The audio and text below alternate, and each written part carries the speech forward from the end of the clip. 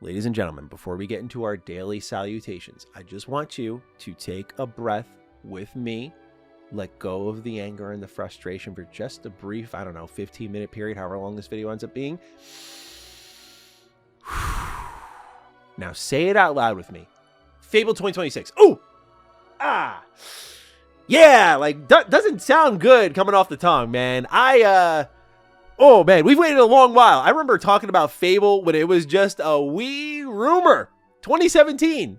Playground Games might be making the next Fable game. What, this racing team? Oh, they're building an RPG team from the ground up here too. Interesting. Oh, they're hiring Witcher talent. Cool. The game gets announced officially in 2020. All right, great. Hey, it's CG, but we know it's real. We know who's making it. We'll see you in 2 years. Oh my God, I was disgustingly wrong. Here we are in 2025, right? Last year, Summer Showcase, get a new Fable trailer, and we get a release window. 2025. Broad enough, right? Awesome. Awesome stuff. Okay, cool. So that means that we'll get a big developer direct in the summer of 2025. It'll lay out everything happening with Fable. This is excellent news. We're going to finally learn about if I can get married. Can I manage my own businesses? Can I grow horns when I do evil things? All that cool stuff that defines Fable. We're going to learn all about it. Nope. You're waiting until 2026. I don't know if there's going to be more information this year. I don't want to get ahead of myself, but we're going to talk about that delay because there's a multitude of reasons, both good and bad, on why this could be happening. It could be as simple as we're making time for a PS5 port because they do start to pull the Band-Aid off even more about flagship multi-platform releases. We'll talk about that, but also GTA 6 looming. Did they detect something this early in the process where they went, yeah, even though it's the top of 2025, you could give us the full year. We're not going to make it out in time. We're going to release in 2026. So there could be a lot of reasons for this delay, as we'll get into. But ladies and gentlemen, on top of this all, we do get brand new pre-alpha gameplay for Fable, which I have some thoughts on as well. So I know this was a video that was supposed to come out a day ago, but Warner Bros. Had different plans. Ladies and gentlemen, if you're new here and you're into what's going on with Xbox, we talk about them just like a teensy tiny bit, so consider subscribing. All right, let's begin at the top. We have brand new pre-alpha gameplay on a visual front. This looks spectacular. Everything from the VFX to the environmental lighting to just the environments in general, the horseback riding. This looks spectacular. If you want to do a one-to-one comparison of like pre-alpha states, when we saw Avowed during the developer direct presentation, that was pre-alpha gameplay. And that looked really janky, really unfinished. And I remember saying in that video when we talked about it after developer direct that I was a little concerned about like combat feedback, and they did adjust a lot of that by the time it released over a year later. So for Fable to look this good in a pre-alpha state is definitely very encouraging, at least on a visuals front. Here's why I'm not full-blown hype train yet. It is simply because the things that make Fable Fable are not present yet, right? It is a fantasy world, check. Does it have a touch of humor from what we've seen? And also there's chicken kicking? Check. Excellent. What is it missing? Like I talked about in the opening, right? For me, I adore the first Fable. That is my favorite of the entire series. The Lost Chapters content, the amount of reactivity this world has. You can be such a dick in this game. It's absolutely beautiful. Just that reactivity. It is a pure OG Xbox exclusive right there next to KOTOR for me. Just so good. But then Fable 2 kept all of that and brought in the spirit of be anybody, right? Like, be the best you can be. You can marry anybody. You can cause chaos in the town. You can gift anyone anything. You can buy buildings. You can charge rent. This will determine your morality. Like, just a very reactive world state in a different way. That is a huge part of Fable. Doing little odd jobs and activities. I think that is a big part of Fable. And then there are the evolutions that I'm seeing people expect, like a true character creator. And I do wonder if, you know, granted, it is a racing game, to be fair, but Forza Horizon 5 did have, like, presets for characters, and your character was generally featured a lot in cutscenes. Obviously, you wouldn't see them in most of the gameplay. It didn't matter that much, but I do wonder if they're going to kind of go with the preset options for Fable, but I would love to see a true character creator in this game, especially with how good it looks on a visual front. But that is why I am not full-blown excited yet, because the two elements I care most about that separate Fable from everything else in the fantasy genre are not present yet. But if I'm looking at it as like pure combat, how do I feel? It reminds me a lot of The Witcher, which makes sense. They hired a lot of CD Projekt Red talent after The Witcher 3 had come out to build Fable. And you can see that everything from the stance of the character to the setup of the combat scenario with little puny human versus big hulking monster, all the way to the way dodging and deflecting works and the single sword hanging to your side. Very, very, very Witcher 3 coded. I don't think the sidestep / dodging looks particularly great yet. Like, you're kind of just shimmying along. It's pre-alpha, so I can give a pass on that sort of thing. But am I up out of my seat? No. Do I think it looks really good, though, on a visual front? Absolutely. But if they combine what we're seeing here with the elements I'm looking for in a Fable game, you bet your ass I won't shut up about this game. Then I will be out of my mind about it, because now it looks like the type of Fable that we all dreamt of, provided it nails that humor. There's a lot of elements that make Fable Fable. Again, that whimsical writing and music is such a big part of it, too. So we got to see that. So don't want to get ahead of myself. This is a really ambitious swing for a first-time RPG developer. But I'm hoping that Playground Games, with their talent from the Forza Horizon games and just their attention to detail and their fun gameplay, like as someone who only grew up on arcade racing games, like I just think what Forza Horizon does is special. But it's a whole different beast making an RPG. So this is their kind of Guerrilla Games moment, if you will, going from your Killzone first-person shooter to third-person open world. Like, it's a big swing, totally different mindset and design and gameplay feel. So now you need to do that from racing to RPGs, which is even more difficult. Now, the real question is, why did it get delayed? Especially at the top of the year, if this is supposed to be a holiday title, let's say we're, 7 to 9 months out. We're talking like that September to November range is where Fable was going to land, which I think was like a fair guess for it. Let's say that was the range we were looking at. And Xbox doesn't seem to be afraid of a December release, as indicated by Indiana Jones, which is one of their best exclusives this generation. I love that game. So it seems like you could have had up to 10 months for Fable to release this year. So what this tells me is something happened where they went, we don't want to release this year at all. Now, number one could be just the very obvious answer that's right in front of us. There's a lot of Xbox games in 2025. A lot. Like, they're looking to set up for monthly releases if rumors prove to be true. When you're looking at, like, right now, you go Avowed, and then you have South of Midnight, you have Claire Obscure. We're hearing about the Oblivion remake. Obviously, if you include things like Day One Game Pass, that only expands further. Towerborn is another one. Ninja Gaiden 2 Black is another one. Ninja Gaiden 4 at the end of the year is another one. Of course, your annual Call of Duty. There is so much coming out this year that there is very well the possibility Xbox just went, we can give this even more time and really refine it, and we're not going to lose out on money at all. You also have a big RPG coming out at the end of the year, still at least, based on what we know, and that is The Outer Worlds 2.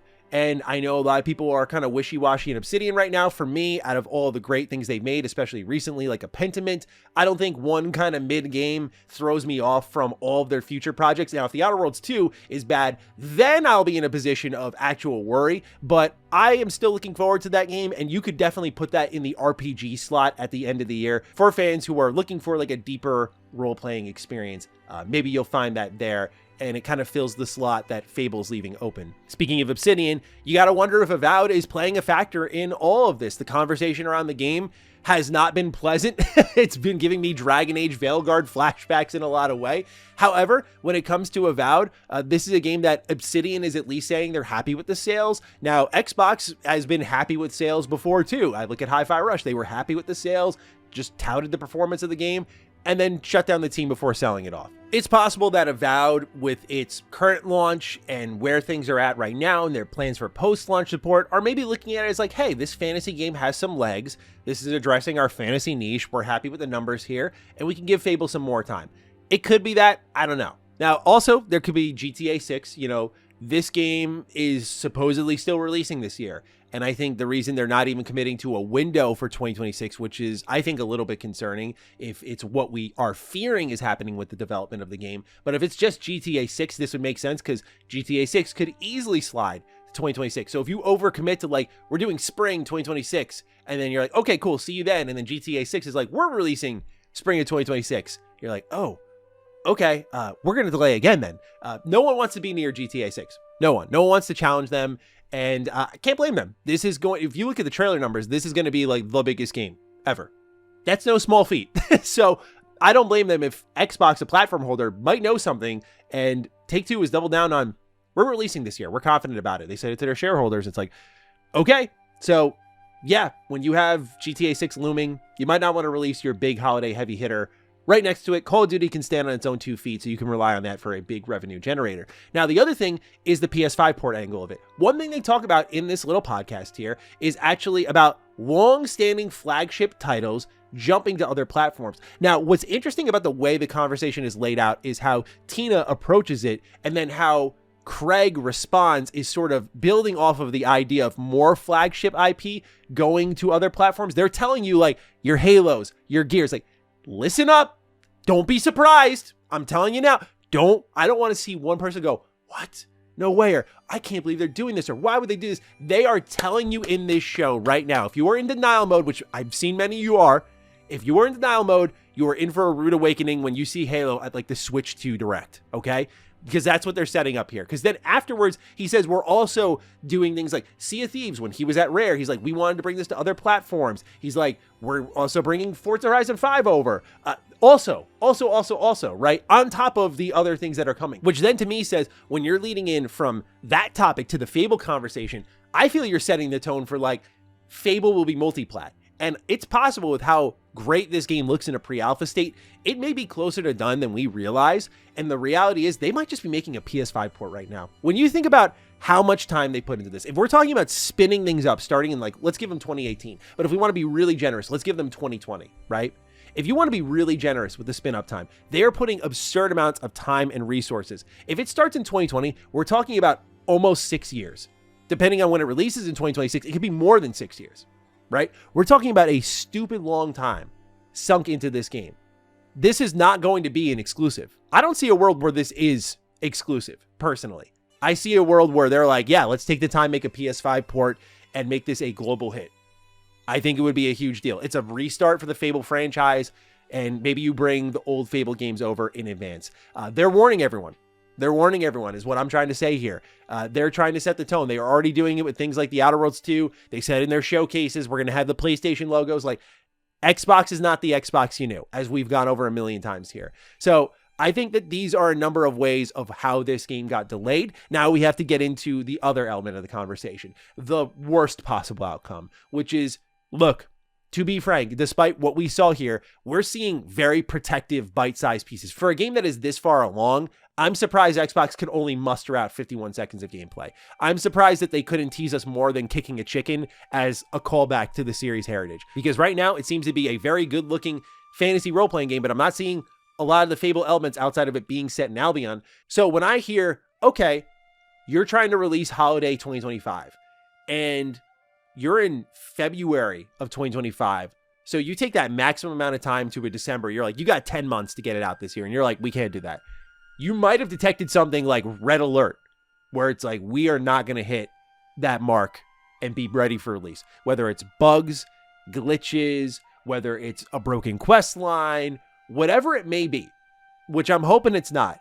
It's possible they detected a problem. They're like, there's just no way it's going to get out in this time frame. I just think this is one of those situations where you got to be objective about it. As much as I love Fable, I think you got to look at this situation and go, yes, there are a lot of plausible reasons why this could have got delayed that are not doom and gloom. But I think when you look at a game that's been in development for this long and they take another year, I mean, how many games do we have to teach us this lesson?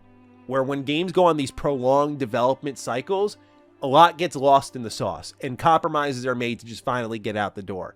You know, we just talked about Avowed taking 6 years and getting 2 reboots, and we saw the results. Right? Not Obsidian's best game. So I don't want to act on just pure emotion, but there is that part of my brain kicking up where it's like, hey, pay attention. So we've seen this trend before. And when I see these trends, it's like, I can't just ignore it. Right? Which I know a lot of people get mad. They're like, you're so negative, bro. But like, what do you want me to do? Ignore the obvious signs? So yeah, will this be a developer direct game is the real question. Do we see it summer of this year?